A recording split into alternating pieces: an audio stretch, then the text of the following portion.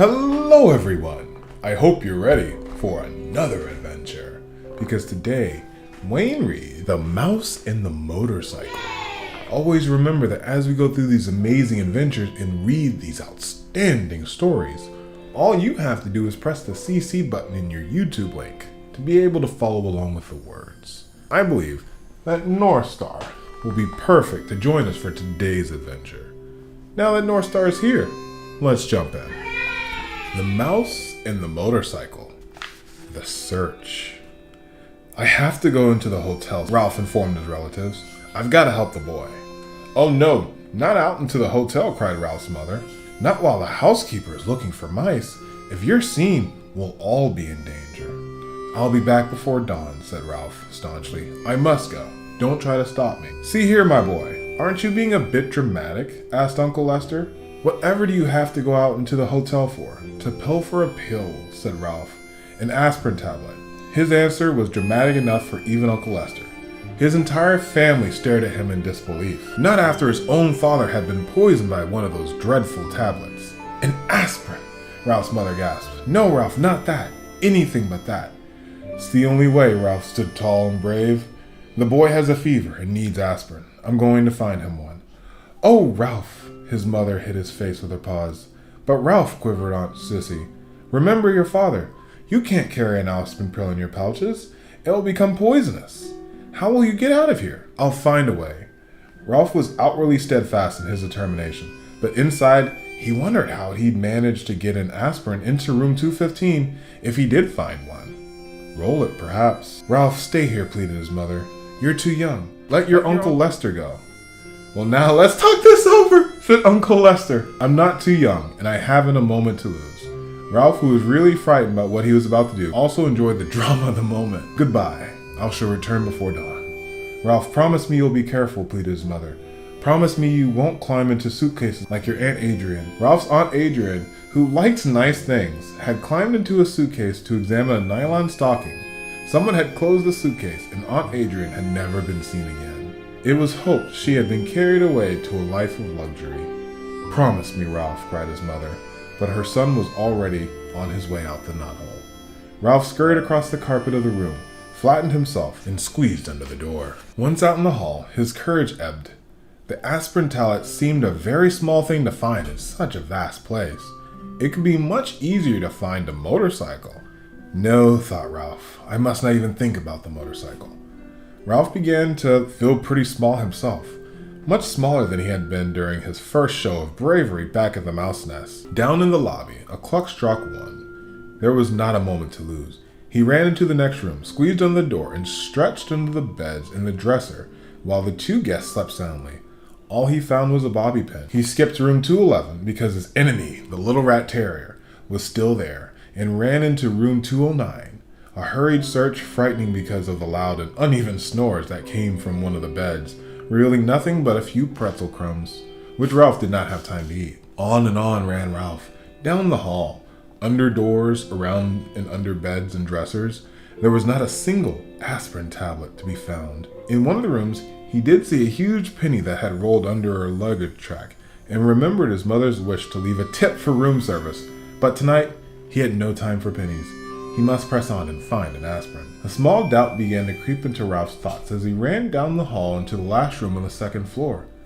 Maybe there was no aspirin. Maybe he was risking his life and the lives of his family for nothing. But Ralph pushed the thought aside. He would not let himself become discouraged. If there was no aspirin on the second floor, there had to be one someplace on the ground floor. Tonight, he was willing to brave the stairs to find it. He flattened himself and squeezed under the last door on the second floor. There was nothing under either of the beds but the things Keith called dust mite. There was not a sound but a rattle of the windows in the wind. Ralph started across the carpet towards the dresser, and then suddenly a light from the bedside table blinded him. He stopped and rooted in the carpet by fear.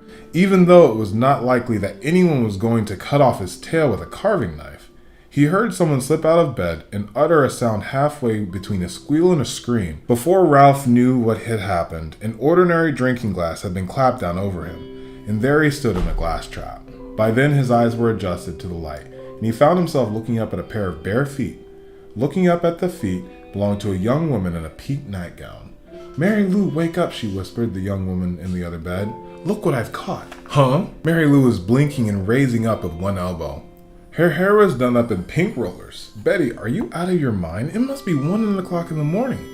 The night was slipping by too much quickly for the trapped mouse. He was terrified. He was desperate. No one in his family had ever been trapped under a drinking glass before.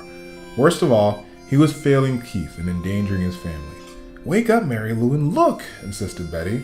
"I was getting up to stop the rattle in the window and caught a mouse." This news roused Mary Lou from bed, and the two young women knelt on the carpet to look at Ralph, who promptly turned his back. He did not care to be stared at in his misery, but it was no use. The women moved the other side of the glass. "Isn't he darling?" said Betty. "Just looking at his cunning little paws." Mary Lou leaned closer for a better look. "And his little ears, aren't they sweet?" Betty was delighted. It was disgusting. It was bad enough to be trapped and stared at, but to have this pair carry on in such a gushy fashion was almost more than Ralph could stomach. Cunning little paws indeed. They were strong paws. Paws for gripping the hand grips of a motorcycle. "Oh, Betty, do you suppose we could take him back to Wichita with us?" asked Mary Lou. "My 3rd grade class would love it." "So would my kindergarten," agreed Betty. "We could keep him in a cage on the ledge for all the children and bring him food from home. It would be such a good experience for them to have a pet in the classroom." "Well," thought Ralph grimly, "I always wanted to travel." A huge cage in a kindergarten in Wichita, however, was not exactly the destination he had in mind. The minutes were slipping by dangerously fast. He had to do something. "Look," he shouted through the glass in desperation. "Let me go. Please let me go. There's something terribly important I have to do." "He squeaked," marveled Betty. "He's adorable," said Mary Lou. It was no use. Young woman could not speak his language. Ralph was in despair. He thought of Keith tossing feverishly in his bed, and his family huddled in the mouse nest, waiting for his safe return. "But I don't see how he could take him back to Wichita," said Betty sensibly. "We're driving to San Francisco, and then to Disneyland before we start back. How can we carry him thousands of miles?" The two teachers looked thoughtfully at Ralph, who knew his fate depended on their decision. Was he to be carried to Disneyland and eventually to a ledge in the kindergarten room in Wichita, or would they let him go? A third possibility crossed his mind. Perhaps they would leave him under the glass for the housekeeper to see. He had hoped not. He did not think he could last long. Already the inside of the glass had been feeling warm and airless. "I suppose we really shouldn't turn him loose in the hotel," said Mary Lou. "Mice are pests, even if they're cute." The teacher not only destroyed Ralph's hopes, she hurt his feelings as well, calling him a pest when he was on an errand of mercy. From the mouse's point of view, the teachers were the pests. "I know," exclaimed Betty suddenly, causing Ralph to look over his shoulder for a clue of what she knew. "I know how we can get rid of him without hurting him." The young teacher reached over to the bedside table where she picked up a picture postcard. She slid it carefully into the grass and under Ralph's feet so that he was now standing on the postcard. He noticed a picture of a giant redwood tree, the same postcard all the travelers bought when they came to California. "Now what are you going to do?" asked Mary Lou. "Watch." Betty carefully lifted the postcard, Ralph in the glass, and walked across the room. Even though he knew it was useless, Ralph scampered around his tiny prison. He was afraid she was taking him towards the wash bin. He had heard of mice being drowned by people who did not like traps. The teacher walked not to the wash bin, but to the open window. She held Ralph across the sill, removed the postcard from the glass, and gave it a little jerk that shook Ralph off into the vines that grew on the side of the building. "There," she said, and closed the window, leaving Ralph clinging to the vine high above the ground.